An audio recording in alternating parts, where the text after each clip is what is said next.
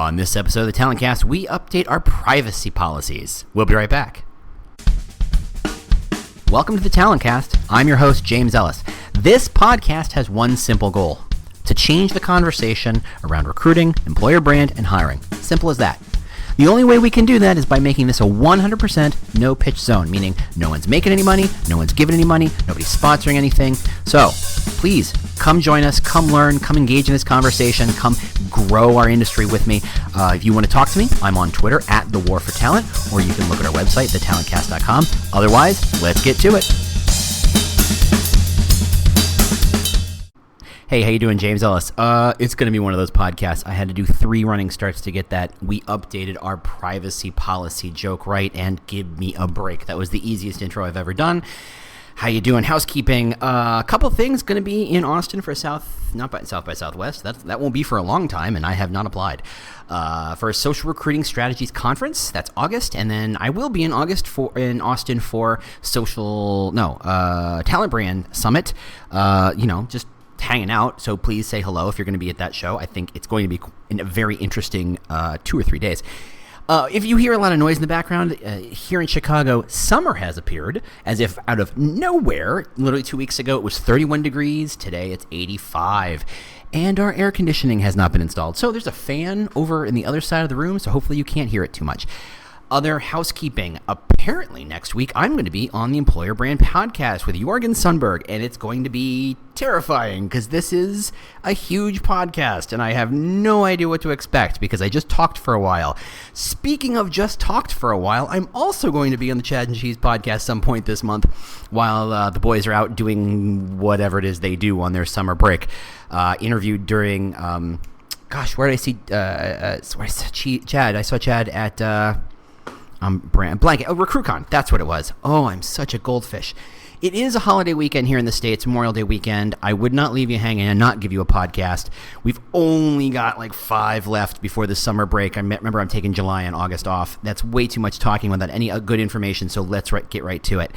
Applications are dead. All right, thanks for listening, everybody. Bye. No, just kidding. Hold on. Everybody's been saying applications have been dead for a while, or at least people have been trying to suggest that eventually applications will die. I'm here to say that they're pretty much on life support at this point. And you may say, hey, like 99.999% of all my hires are through some form of application process. And I say, yeah. How much do they enjoy it? Okay, then. About 6 months ago, LinkedIn, for example, just to start with, has a new tool. I don't remember exactly what it's called, but it's this lead generation tool where people can effectively just raise their hand and give you their email address and say, I'm vaguely interested in your company and I would like to learn more. It doesn't specify that a recruiter will call. It doesn't specify they're applying for a job. It just means you're an interesting company. I've read some information about you, presumably what you posted on LinkedIn, and I would like to be kept in the loop. I would like to know more. It's not an application, it's an email address. And frankly, since that email address is associated to LinkedIn, it's a LinkedIn profile that's already public. So no GDPR concerns right there, right? Okay, good. I'm going to try not to say GDPR too much. I know it's on everybody's heads. I listened to NPR. I was in a cab the other day listening to NPR trying to describe to their listeners what GDPR was. It was kind of like listening to a child explain Snapchat to their grandparent. It was kind of a train wreck. Anyway, so let's try to avoid the GDPR jokes at this stage. So all it is simply saying, hey, look, you don't need a quote-unquote application to evaluate someone. Really what you need is a sense of where did they work before? What were their titles? If you can see, if you're hiring a vice president of finance and their last title was salesperson, guess what? Probably not a fit. Did you need to know what school they went to? No. Did you need to know how long they worked this job as a salesperson? No. Did you need to know how many jobs they had before that? No. Do you need to know their address and email address? No. You needed to know that their last job was not a director of finance or anything like that, and likely were not ready for this job. You needed to know one piece of information, and that was they're currently a salesperson. Thanks for playing. There are plenty of other places you should be applying, including in this company, for potentially a sales job or even a sales leader job, but it's director or VP of finance. That's not going to fly, right? That is all you needed to decide to throw this person out, right? And any given job, You have a number of litmus tests, right? You know what a litmus test is? That is to say, litmus test being little paper strips with a chemical on it, and it will tell you, depending on the color, is this a base or an acid? That's a litmus strip, right? A litmus test is simply to say, if you're looking to hire person X to do job X, they must have certain things. Now, your job description or job posting, which we talked about last week, has lots and lots and lots and lots of stuff that's quote-unquote required, but is not really true. You don't need 5 years of program experience to hire that SDE2 or SDE3, but it's helpful. I mean, perhaps someone has been coding for a year, but they've coded a really popular app that's flying off the shelves and doing really, really well and did something super innovative. You could jump in as an SDE2 or an SDE3, right? If you are a child prodigy. The 5-year thing is simply a rule of thumb. That's not the litmus test. The list is, can you code in these languages and have you done it to a certain degree? Now, if your current school is seminary school, then maybe you're probably not much of a programmer. You're going to fail that litmus test. I don't know when you're squeezing in a lot of development time over at seminary school. If your current job is veterinary assistant, okay, that's a bit of a stretch. And again, I don't know when you've been coding. Maybe you're doing it on the side, and that's great. But for an SDE 2 or 3, probably not going to fly, is it? Yeah, by the way, good coffee today. I'm literally sipping on coffee cup number 4, and these are 16-ounce cups, so I'm not screwing around. That's what you need to know. There's a 1 or 2 litmus tests on any given job. It could be their last employer. It could be their last job title. It could be number of years in role. That might just be all you need, right? In this day and age, does it matter if they're in your town? If you're hiring for somebody good, you'll fly them in.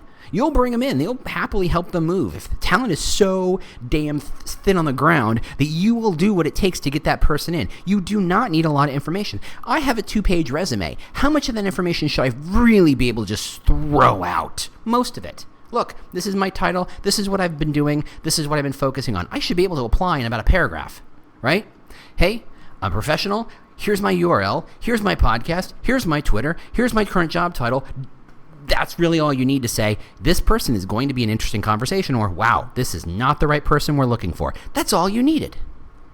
So in a day and age of saying, and you hear all these tools, when I'm in the ERE and I'm at other conferences and I'm looking at the vendor, expo kind of stuff, still so many people trying to sell this, make your application easy. It's still a pain in the ass. It still sucks. Even if I can apply with LinkedIn and say apply with LinkedIn and give my phone number and maybe upload a current resume and boom. And that is, by the way, as far as I can tell, the easiest full application process there is. It's still a pain in the ass. And it's still in maybe 5-10% of all jobs at a certain level? It's pretty hard to find. I can see lots of jobs that, man, if I could just say, look, this is my title and this is what I do and you might want to talk to me. And if I could just give that information and start the conversation, I'd do it. But since you're going to make me jump through a million hoops, screw you, I'm out. I have a good job. And everybody at this stage has a good job. The concept of an application presumes that you have all the power because you have the jobs. And the person who you're talking to is desperate for a job and is a little hungry and a little bit scared of not making their rent. And so they'll do whatever stupid hoop jumping you need them to do. So great quote, or great stat, and I wish I could pull it up. I'm sure I took a picture on my phone somewhere from the last Social Recruiting Strategies conference. I want to say it was Tracy Parsons who said it, but I might be screwing that up. Hey, Tracy. But it was about this idea that if you ask HR and recruiters what they want more process. And if you ask candidates what they want, is they want less process and more communication, right? And that there's a huge gap in that space of what people want more of. When you as a recruiter and HR person want more process, you're asking people, you have more hoops to jump through. Why? Because it makes your life easier, or it makes your metrics reporting easier, or whatever reason. There's lots of reasons why you want more process. To be fair, you live in the HR space, the world of process generation. You literally are just machines that generate processes, sometimes for no clear reason, sometimes for very clear reasons, and sometimes you don't spend the time, or the HR doesn't spend the time trying to think of, why did we make that process 2 years ago, and do we still need that? It's still kind of unlikely that you do that evaluation process. HR loves process. Candidates hate process. What they want is communication. That what they want to know is what's going on. What they want to know is, what are you really looking for? Right? That's what people want. And the application process should be, a true application process, fuzzy, right? I was talking in my day job, we were kind of brainstorming about what we want. We're talking about technology and cool tools and stuff like that. And we're saying, hey, does this tool work pre-application, during the application, or post-application? I just said, look, you got to let go of this concept of there's some sort of demarcation at the world. There's a big submit button that says, I have now officially applied. Ka-pa-jink. It should have like a mechanical sound. Ka-chink. Something magical has happened. Like at the end of Ninja Warrior, when you hit that button and the smoke goes up and you're like, he made it to the end of the run, or she made it to the end of the run. That kind of level of ka-chunk, like apply is some sort of magical shift in the world. Bullshit. An application should be slow. When I say that, I mean, let's look at that litmus test. When you're a recruiter and you're hiring for a salesperson, there are titles you want and titles you don't, or there are pieces you want and pieces you don't. And if you see someone with the litmus test passing criteria, the one or two pieces of information you need, you start the conversation. At no point did they apply. At no point did they say, here's my resume, and here's my cover letter, and here's my LinkedIn profile. And then because, maybe these people are young, they say, references available on request. No shit, Sherlock. Stop putting that in there.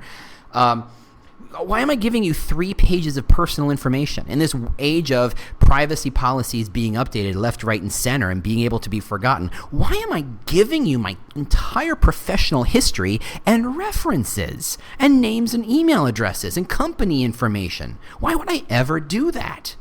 You don't need that to evaluate me at the beginning. You need that somewhere down the line, but you don't need it to start the conversation.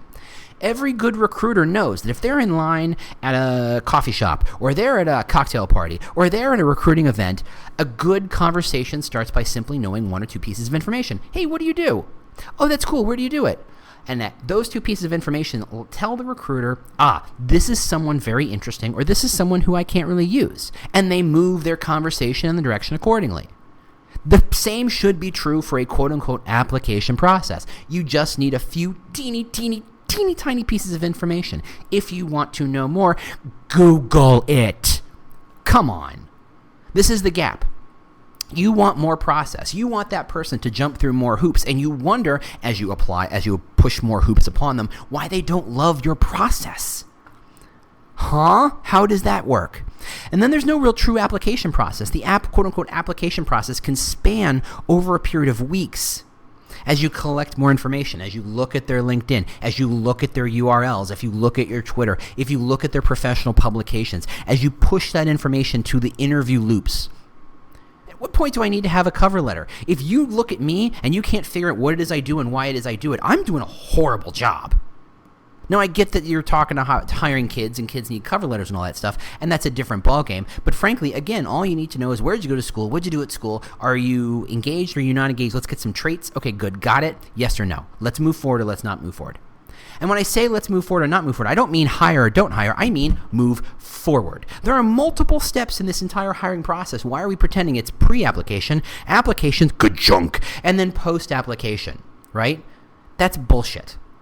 So, as you collect more information, as you learn more about people, what you're doing, in fact, is communicating, which, by the way, is what candidates want more of. Your damn CRM, it's your damn ATS, you fill it in. I mean, if you want these people so bad, if the business need to hire this person is burning a hole in your pocket such that they're paying you to find them, I think you can do a little basic data entry. Or you can use a tool that scrapes their LinkedIn profile and dumps it in the ATS. Doesn't every ATS have that by now? Almost, just about. Pay for it. That's the thing. We're so desperate for talent. The business is clamoring for us to fill those roles. They can see the money just falling out of their hands because no one is in that seat trying to do their job. All the missed opportunities, missed customers, customers who are mad because no one did their customer service, customers who are mad because no one's processing things. There's no one in legal. There's no one in risk. They're up for lawsuits. There are all sorts of horrible things happen because there's nobody doing the job. They're desperate for the talent. And there you are saying, I'd love to talk to you, but you need to apply. My favorite story about this is in the tech space. You claim You claim you are so desperate for a good blankety blank developer, call it what you will, whatever skill, Hadoop, Java, JavaScript, C#, I don't know what the programming languages are, I'm not a developer, but you're desperate for this person with amazing skills. You found them. You trolled them on GitHub. You trolled them on Stack Overflow. You Googled them and found all the different places they keep their work. You are in love. Your hiring manager is in love with this person. You want to take it behind the middle school and get it pregnant. Love this person. And they walk in the door, and the first thing you do is say, here's a laptop, fill in the application. Why? You know what you need? You need my social security number and some references. Oh, and a physical address to mail a paycheck if I feel like doing it that way. Everything else is immaterial. What do you need to know my last 3 or 5 or 12 companies I worked for? What does that matter to you? If I've given you my references and you've gone to my LinkedIn and you've seen the companies I've worked for and the job titles, call them and get confirmation on that. Don't ask me. By the way, when you ask me, you don't trust me when you do. You're still going to go call and confirm, right? Quick interruption. The goal here is to change the conversation around recruiting, hiring, and employer brand. The only way we can achieve that goal is with your help, and that is not with money, not with sponsorship. No. It's to just simply share us and review us. Simple as that. Just review us wherever you get podcasts, share us on social media, say nice things about us or complain about us. That really is completely fair. That's all we really ask. That's all. Thanks so much for joining us, and let's get back to the show. So what's the purpose of making them jump through the hoop? You know, this talent that you're desperately in love with, that you're desperate to put in the job, to develop the next new product, or to solve the next customer problem, or to build the next round of sales, the person who's going to literally grow your business? You're going to make them do the work? Oof. That's the thing, right? If there's no ka-chunk application, spread it out. Collect that information. And I know as a recruiter, you're insanely busy. Please don't think that I'm discounting that insane level of busyness. I am, however, going to tell you that the level of data entry needed, if you really thought about what you really need to collect a quote unquote application, ka-chunk, is very thin. You just need to know where they work. You just need to know their address. You just need to know their social. You may probably need a phone number, right? I'm trying to think of all the other pieces of information you really, really need. Do you need to know their list of skills? No. You know what they know. You've seen what they've done. You've seen what the work. The hiring manager's already bought off on it. The list of skills, that's only to kind of tell the recruiter and the hiring manager what kind of programming skills they have. You know what they are. Why do you have to collect that information? You're not going to use it. Any piece of information that you don't know exactly how to collect and use, you should not collect and use. Is that not the lesson of GDPR? If you don't know exactly what you're doing with that data, stop asking for it. Just because you could ask for it doesn't mean you should ask for it. And in this day and age of privacy and privacy hacking, it's best just not to have it. Right? If you ask your friend for keys to their apartment and their apartment gets broken into, you are now a suspect. If you didn't have their keys, you wouldn't be. Why would you put yourself in that situation? And yet every day we ask hundreds, if not thousands of people to do exactly that. Give me your personal data and trust me not to accidentally share it. Whoops. That's a bad idea. We need to embrace the idea that applications are fluid, soft things. We need to go back to HR and legal and say, what do you really need for a hire? Yes, you're going to do a background check. Yes, you're going to do reference checks. Do you need all that stuff on a resume? No, of course not. And if I gave it to you on a resume, you'd think less of me. Trust me, when I evaluate resumes and you list your references, I think you're a little desperate. I think you're a little sad. And I'm thinking, do your references know you're handing their personal information out to everybody and anybody who says I have a job? Yeah, not giving you lots of points on that. So that's the trick. The applications are dead. And if the applications are dead, the ATS, well, that's not far behind. Here, you want to know how dead applications are? They don't exist anywhere else. Okay? You want to go buy enterprise software, you want to go buy a car, there are companies, and there are many companies. HubSpot. I'm blanking on a bunch of others, but there's a bunch of other companies. Pareto? Yeah, exactly. Companies that say, look, as you don't have to collect all the information on your lead at once. You ask for it bit by bit. Hey, can I get your name and company? Thanks. Here's your white paper. Hey, can I get your email address and your job title? Thanks. Here's your other brochure. Here's your white paper. Here's your access to this article we wrote. Hey, can we also get the size of your company and what kind of business it's in? Thanks. Here's a white paper that helps you make it look smart. And over a course of a little bit, you collect the information on who that person is. You have enough information on that lead to decide, is this a qualified lead or is this not a qualified lead? That should sound very similar to what recruiters do. You're looking for qualified leads. Are they able to do the job? Are they worth talking to?